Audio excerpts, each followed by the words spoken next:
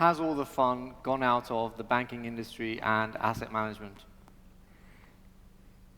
because of over-regulation? So can we ask people to vote on that? Yeah, absolutely. Let's do that. Okay, so guys, we're going to ask you a question.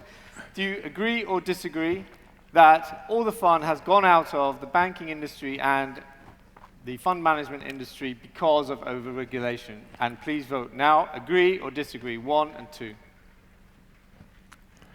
Please vote now. This will be interesting.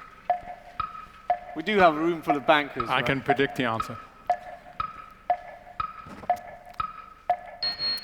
That's not as bad as I thought it would be. So only 2/3 of the people think the fun is gone, so 1/3 of the people are still having fun. Good luck to you guys. So can I comment on this? Yeah, absolutely. Okay, so we as a society have to get used to a few things, including throwing water around. Yes. If you're an asset manager, you have to learn to be more tactical. Even long-term investors have to learn to be more tactical. The world is becoming much more volatile, and most of your returns are going to come from a tactical positioning, not a long-term positioning. And that is really uncomfortable for asset managers. You also have to think of liquidity very differently. The system can no longer give you the liquidity that you think you have.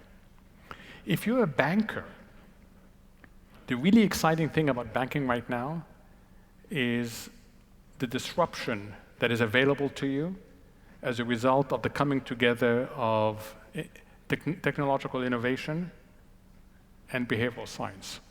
That is an incredibly strong combination that the finance haven't quite realized. An example that I shared with you last year that I'm going to repeat, because it shows you the power of this disruption. It took Hilton 100 years to provide its clients around the world with 700,000 rooms. 100 years, 700,000 rooms. They had to manage hotels, they had to build hotels.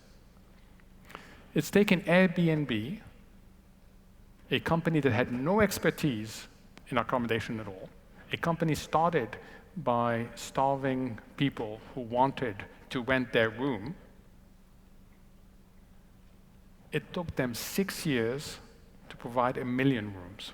100 years, 700,000 rooms for Hilton, 6 years, 1 million rooms. Wow. And they didn't build a single hotel. All they did is they connected people's desire to control their destiny more with an existing supply of rooms. Uber, exactly the same thing. There are many companies that are doing this. We in finance have a simple choice.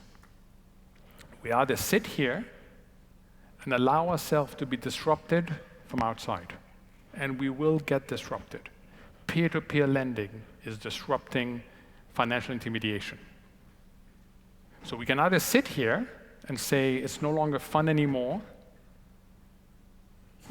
because our industry is being regulated, or we can realize that we can be part of this new content and use incredibly powerful platforms that already exist. That is what GM is doing.